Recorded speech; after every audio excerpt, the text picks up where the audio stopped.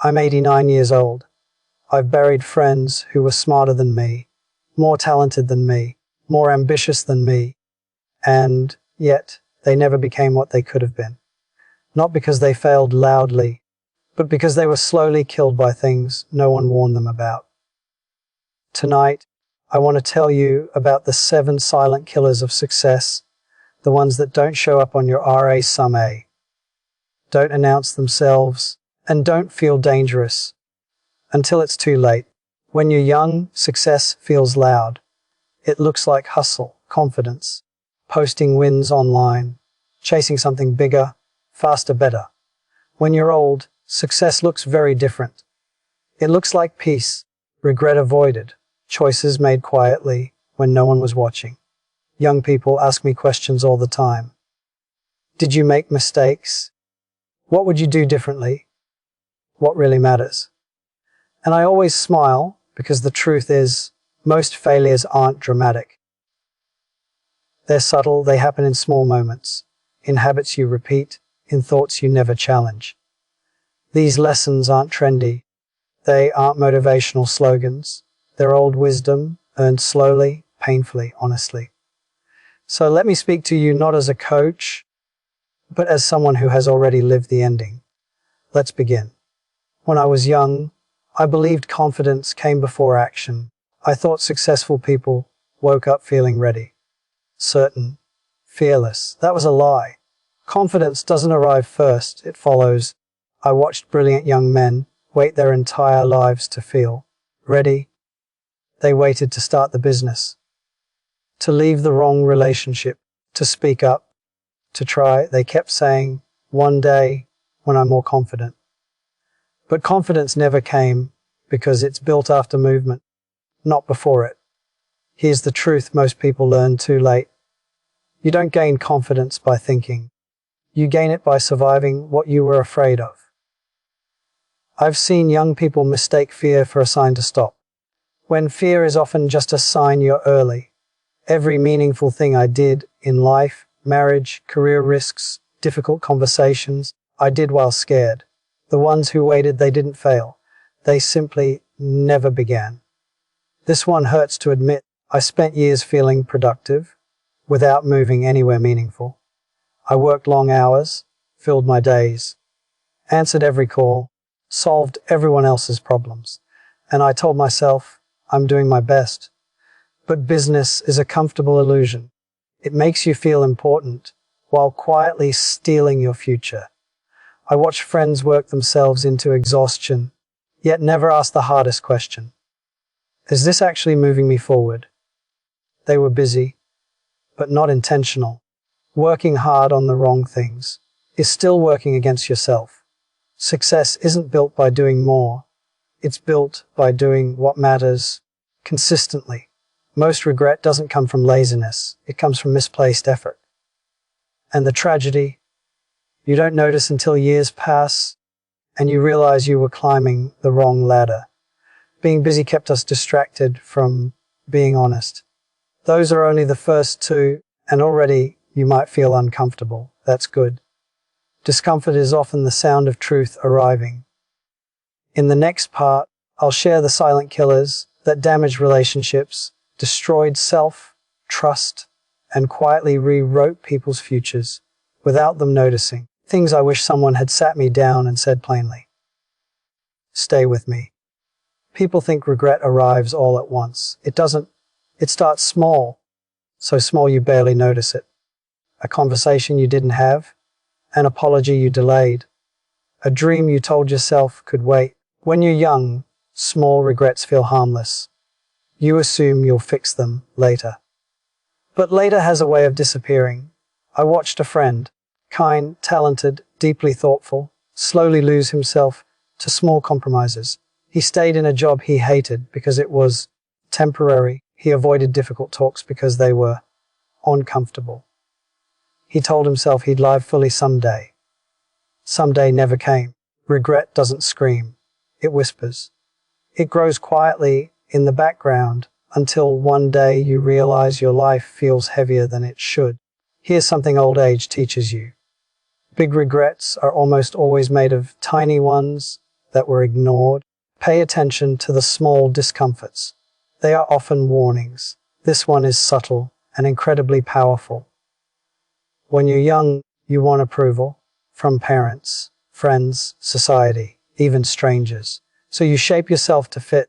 You chase careers that sound impressive. You follow paths that make sense on paper. You silence parts of yourself to avoid disappointment. I did this too. For years, I lived a life that looked right, but didn't feel right. And the strange thing, no one ever tells you to stop. People applaud you for meeting expectations, even when those expectations aren't yours. I've seen people reach the top of a mountain, only to realize they never chose to climb it. The danger isn't failure. The danger is succeeding at a life that doesn't belong to you. By the time you realize it, changing direction feels terrifying. But here's the truth. Disappointing others is painful, but disappointing yourself lasts much longer. Everyone loves inspiration. Few people love consistency. Young people often ask me, what's the secret to success? They expect something exciting, something clever. I wish I could tell them it's glamorous. It's not. Success is boring done well. It's waking up when motivation is gone, doing the work no one praises, repeating small actions long after the excitement fades. I watched incredibly talented people burn bright, then disappear. Not because they weren't good enough, but because they needed constant excitement to keep going. Meanwhile, the quiet ones, the consistent ones, they kept showing up. And years later, they were the ones standing. Consistency doesn't feel heroic in the moment. It feels dull, lonely, unnoticed, but it compounds. And one day you look back and realize those boring days built everything. Talent starts the race. Consistency finishes it. By now, you might be thinking of someone, or maybe yourself. That's okay. These lessons aren't meant to shame you. They're meant to wake you up while time is still on your side. In the final part, I'll share the last two silent killers, the ones that affect self-worth, relationships, and the way you see your own value. And then I'll leave you with a few simple takeaways I wish I had followed sooner. Let's finish this together. This one took me the longest to understand. When you're young, you measure yourself by outcomes. Your job title, your income, your achievements, how others see you. I did this for decades. When things went well, I felt valuable. When they didn't, I felt small. But life doesn't move in straight lines. There are seasons when effort doesn't pay off right away. Times when progress is invisible. Moments when failure arrives, even when you did everything right. I watched people fall apart not because they failed, but because failure convinced them they were a failure. That belief is dangerous, because once you think your worth depends on results, you stop taking risks. You play safe, you hide, you shrink. Your value doesn't rise and fall with your success. It's steady, even when life isn't. When you understand that, you become braver. And strangely enough, bravery often leads to better results anyway. This is the quietest killer of all, and the most unforgiving. When you're young, time feels endless. You think you can fix things later, start later, love later, change later. I thought that too.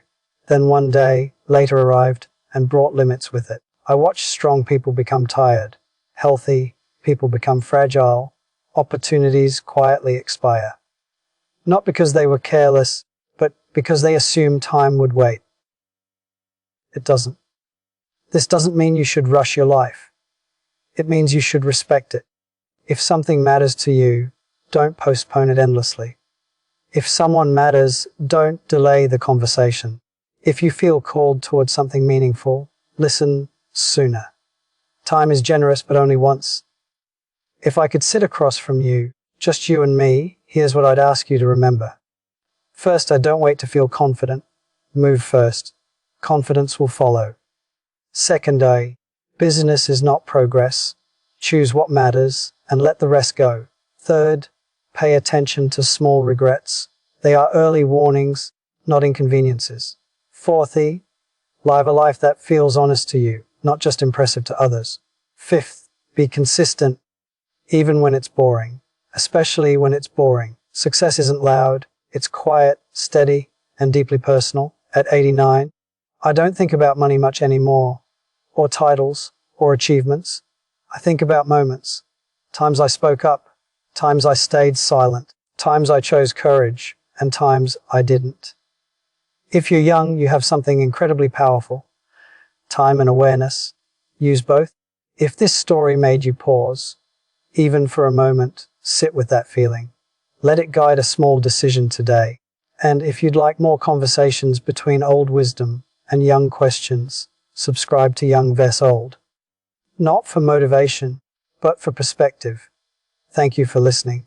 Take care of your time,